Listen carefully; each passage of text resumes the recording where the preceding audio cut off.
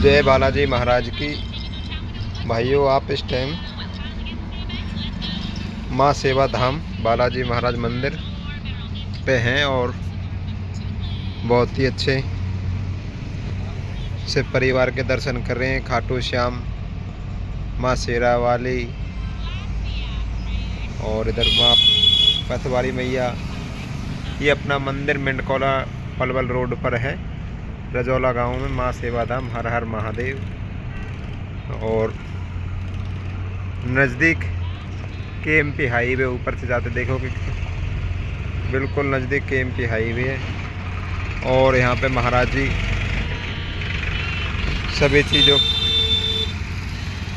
सभी चीज़ जैसे कि कोई भी किसी को कोई बीमारी है, कुछ भी कोई परेशानी है, तो महाराज जी यहाँ पे इलाज करते हैं।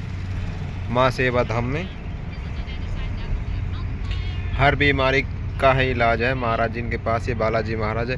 तो मैं आप एक बहुत अच्छी बात बता देता हूँ। जब से इस मंदिर की स्थापना हुई है, यहाँ पे बहुत ज़्यादा एक्सीडेंट होते थे, बहुत ही ज़्यादा एक्सीडेंट, और काफ़ी लोग अपने प्राण त्याग चुके हैं। और यहाँ पर महाराज जी ने जड़ी बूटी भी बोई हुई है, फुलवारी है।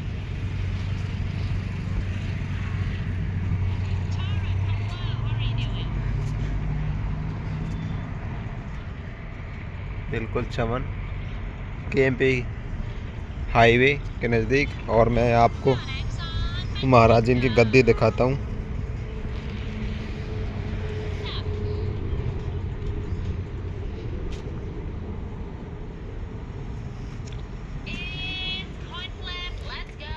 ये गुरुजी इनकी गद्दी है और ये अपना स्थान है माँ सेवा धाम KMP हाईवे के बिल्कुल टच में है। और जब से मंदिर की स्थापना हुई है तो महाराज जी इनका ऐसे आशीर्वाद है कि यहाँ पे बहुत ज़्यादा एक्सीडेंट होते थे। गुरुजी क्या कहना चाहते हो? अच्छा, समाज के लिए कहना तो आज मैं यही चाहूँगा, तुम जब गद्दी के विषय में ही बात कर रहे हो, हमारी कोई गद्दी नहीं है, गद्दी परमात्मा की है। हम तो बस उसकी सेवा कर रहे हैं। इस विषय में तो आज मैं आपसे बात सिर्फ बाधा के विषय में करना चाहूँगा।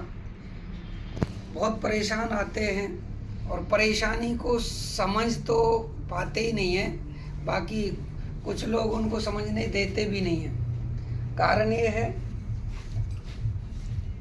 कि जैसे कि ग्रह बाधा, ग्रह सामने आ जाती हैं और उन ग्रहों को ही भूत बाधा बना करके पेश कर देते हैं। किसी को शुक्र बाधा है, शुक्र ग्रह के कारण उसके सर में दर्द होने लगता है, पैरों में दर्द होने लगता है,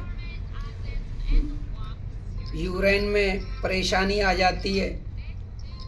इस कारण उनको कह दिया जाता है कि तुम्हारे ऊपर तो जिंद है, ये हो रहा है तुम्हारे साथ। लेकिन ऐसा देवपुरी जी कुछ होता नहीं है।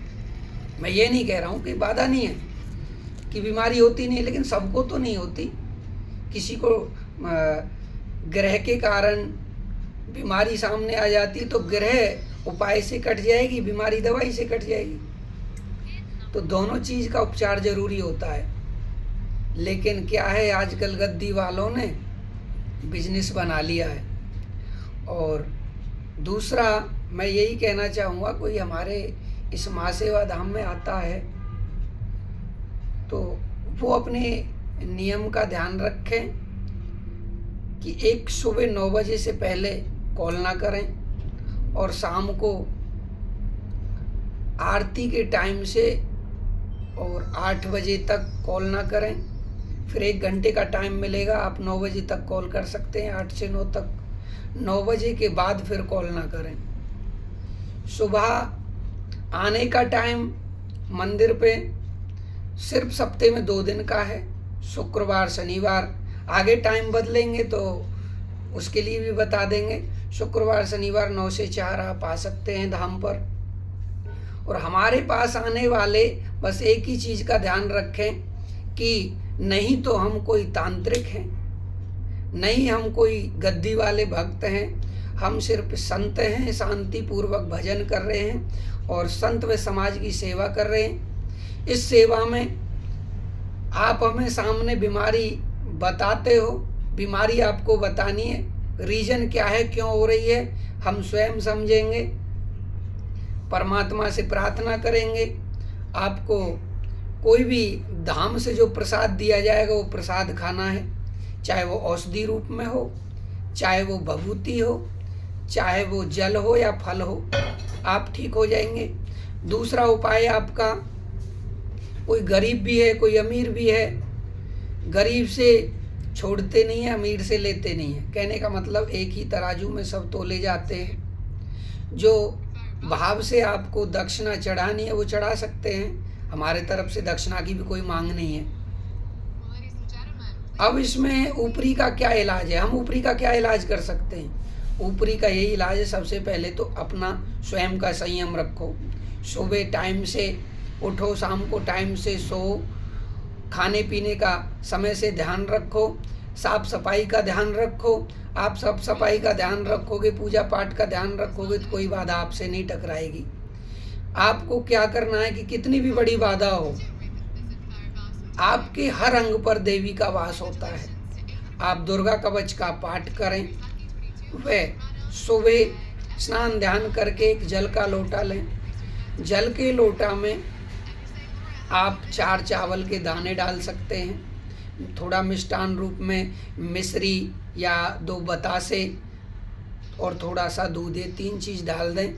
आपको किस प्रकार से जल देना है, ये आपकी बाधाओं, ये नहीं कि ऊपरी को दूर करेगा, आपके पितृ प्रसन्न हो जाएंगे, कुल देवी प्रसन्न हो जाएगी, कुल देवता प्रसन्न हो जाएंगे, आपके इष्ट प्रसन्न हो जाएंगे और आपकी बीमारी दूर हो जाएंगी, आपकी शक्ति, शरीर की क्षमता बढ़ जाएगी, आपका दिमाग अच्छे से काम करने लग जाएगा। सबसे प्रथम आपको ये जो आपको सामान बताए हैं, जैसे कि दूध, चावल, 2 बतासे या फिर मिश्री का प्रसाद, ये डालकर, और आपको क्या करना है कि आपका जो जल का पात्र है वो जल का पात्र आपका छाती के सामने हो और आपकी गर्दन उठी हुई हो, और गर्दन उठा करके निगाह झुका करके जो बर्तन है, आपका पात्र है जल का, उस पे वो निगाह डालनी है और मंत्र जपते हुए, आपको मंत्र आते हो तो ठीक है और मंत्र नहीं आते हो तो उस जल को धीरे धीरे धीरे धीरे छोड़ना है। किस प्रकार से? आपको सबसे प्रथम गणेश जी का नाम लेना है, ओम गंग गणपते नमः। ये बिल्कुल सिंपल तरीका से बता रहा हूँ, कोई मंत्र नहीं है और कोई कम भी नहीं है। ओम गंग गणपते नमः, गंग गुरुवे नमः। फिर सामने सूर्य नारायण के सामने हम जल दे रहे हैं, उनको साक्षी मानकर, तो ओम सूर्य देव्यो नमः। अब उसके बाद सबसे प्रथम अपने पितरों को याद करेंगे, ओम समस्त पितृदेव्यो नमः, ओम समस्त ऊत देव्यो नमः। अब ऊत और पितृ, इनका भी भेद है। बहुत से ये नहीं जानते कि पितृ किसको कहते हैं, ऊत किसको कहते हैं। ऊत जो कुआरे होते हैं उनको ऊत कहा जाता है, जो पिता बनकर भगवान के घर गए वो पितृदेव हो गए।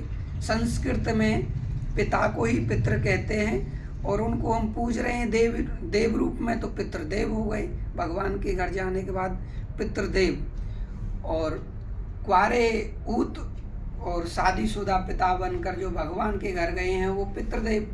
तो ऊत और पितृ दोनों का नाम आपको जपना है। समस्त ऊत देव्यो नमः, समस्त पितृदेव्यो नमः। अब हमारे कोई भी कार्य को सिद्ध करने के लिए हमारी कुलदेवी सामने आएगी, सभी की कुलदेवी होती है।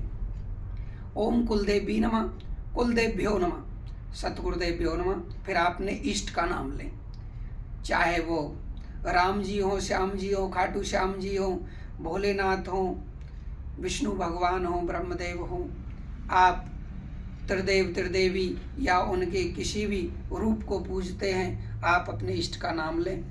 गुरु मुख हैं तो अपने गुरु मंत्र का जाप करते हुए इस लोटा का जल को आप आराध्य सूर्य नारायण को दें। सूर्य नारायण स्वयं परमात्मा के प्रतीक हैं। आपका हर कार्य पूर्ण होगा और आप बाकी आपकी जिज्ञासा धाम पर आकर के पूर्ण हो जाएगी। जय महाकाल, जय महाकाली।